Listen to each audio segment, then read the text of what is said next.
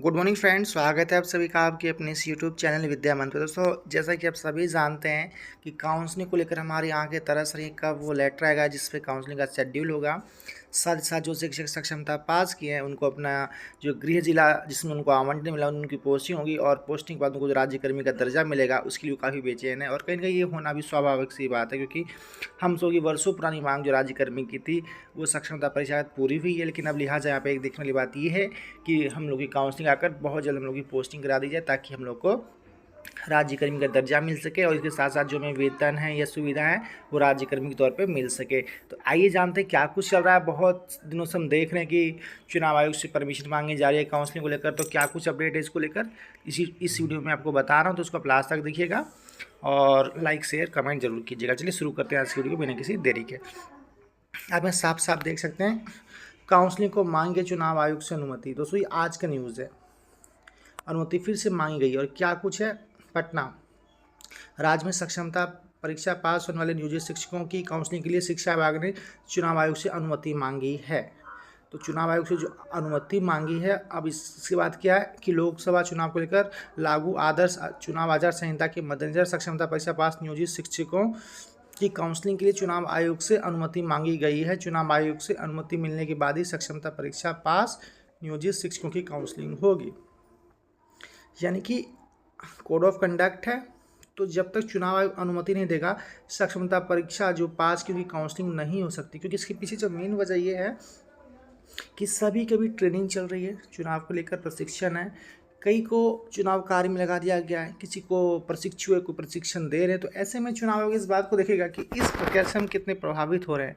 हालांकि चाहे देना तो दे सकता है, क्योंकि इसमें फेज़ वाइज काउंसलिंग हो सकती है। फेज़ वाइज का मतलब यहाँ पे ये है कि जहाँ पे चुनाव हो चुका है या जहाँ पे चुनाव में थोड़ा देरी है वहाँ पे काउंसलिंग करा ली जाए, और जहाँ पे चुनाव थोड़ा नज़दीक है उनका काउंसलिंग थोड़ा लेट कराया जाए। तो ऐसा भी हो सकता है, लेकिन इसके लिए मंजूरी मिलनी बहुत ज़रूरी है कि चुनाव आयोग से मंजूरी कब तक देता है। तो ये सारी सक्षमता पास शिक्षकों की काउंसलिंग होगी, जैसा मैंने पहले बताया।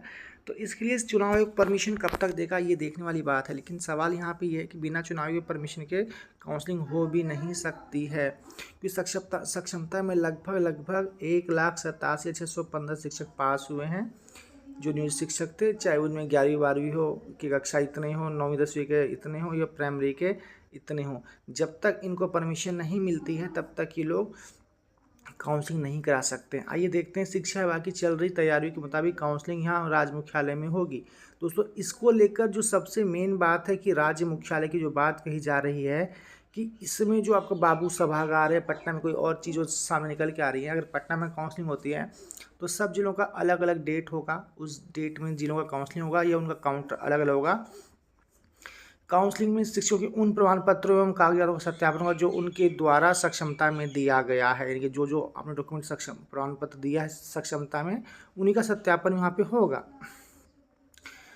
तो अब सवाल है कि जिन्होंने जो चीज़ दिया है ऑनलाइन फॉर्म भरते वक्त उनका वो हार्ड कॉपी अपने पास रख ले, ताकि उनको कोई दिक्कत ना आए।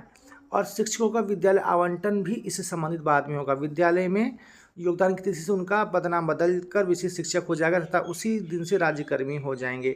दोस्तों ये सारी बात जैसे कि आप सभी जान रहे हैं कि बहुत जल्द जो है काउंसलिंग की डेट आएगी। लेकिन परमिशन मिलने की जहाँ तक बात है वो अभी तक क्लियर नहीं हो पा रहा है, मिला है या नहीं मिला है, मिला है तो कब तक मिला है और कब तक मिल सकता है, या नहीं मिला तो क्यों नहीं मिला, इस पर अभी कुछ क्लियर स्टैंड नहीं आ रहा। लेकिन हाँ, इस हफ्ते बहुत हद तक इससे जो है तस्वीर साफ हो जाएगी कि काउंसलिंग होगी इस महीने या चुनाव के बाद होगी। इस हफ्ते बहुत कुछ स्पष्ट हो जाएगी। आइए आपको दिखाते हैं कुछ जिलों की रिक्तियाँ जो मांगी जा रही हैं, उसमें शिक्षकों के मार्क्स ही पूछे जा रहे हैं, कितने मार्क्स सक्षमता में आए, ताकि उनको उस हिसाब से पोस्टिंग कराई जा सके। चलिए दिखाते हैं वो सारी बातें।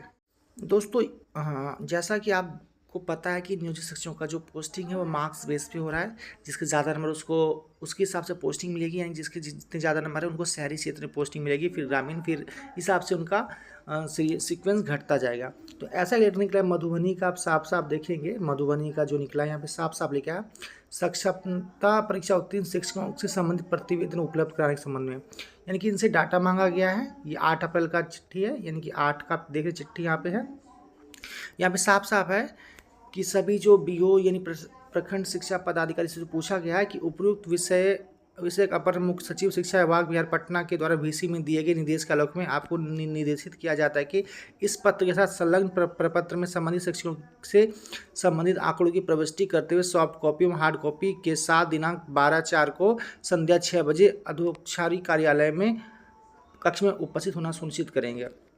निर्धारित तिथि को अनुपस्थित पाए जाने वाले प्रखंड शिक्षा पदाधिकारी के विरुद्ध आरोप पत्र गठित कर सक्षम पदाधिकारी को प्रतिवेदित करने की बाध्यता होगी। यानी कि VC में कहा गया इनको ACS सर ने, जो हमारे के पाठक सर हैं, कि जितने शिक्षक सक्षमता पास की उनका डाटा चाहिए कि प्राइमरी में कितने किए हैं, +2 में कितने किए, सेकेंडरी में कितने किए हैं, मिडिल स्कूल में कितने किए हैं, किस कैटेगरी में कितने किए हैं, ये सब का डाटा मांगा जा रहा है। और जो फॉर्मेट दिया गया फॉर्मेट इस तरह के यहाँ साफ साफ देखेंगे, वो यहाँ पे है। इस फॉर्मेट आप साफ साफ देखेंगे कि यहाँ पे जो आप देखेंगे कि ये सक्षमता पास जो शिक्षक है उनकी विवरणी है। सबसे पहले यहाँ पे क्रम संख्या है, शिक्षक का नाम, इंडिविजुअल एक शिक्षक का पूरा डाटा किस तरीके से मांगा जा रहा है वो आप यहाँ देखेंगे।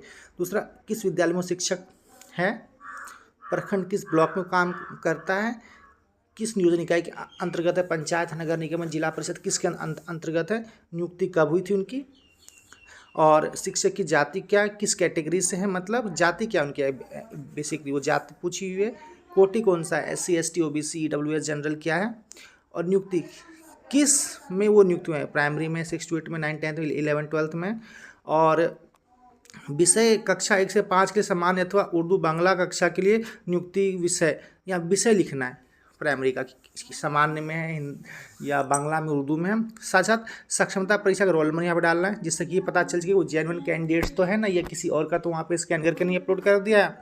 साथ ही परीक्षा में प्राप्त अंक, सबसे मेन कॉलम इसका ये है कि सक्षमता में उसको कितने नंबर मिले हैं।